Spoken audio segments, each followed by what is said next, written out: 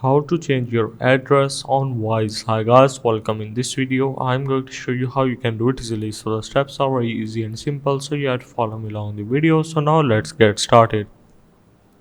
So first of all, once you have logged into your Wise account, you have to click on your profile on the top left corner, and this will take you to your account. So what you have to do is to simply click on your name on the top, which is saying your personal account. So simply click on the edit, and after that you have to give your password just like this. Once you have entered your password, simply continue.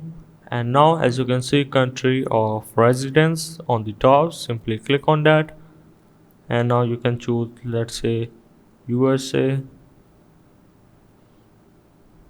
or United Kingdom, just like that. Once you are done, simply click on save, and this will take few seconds to edit the changes. And now let's confirm that. Again click on edit. Now give your password. Now as you can see, my country of residence has been changed successfully. So that's how basically you can change address on Wise.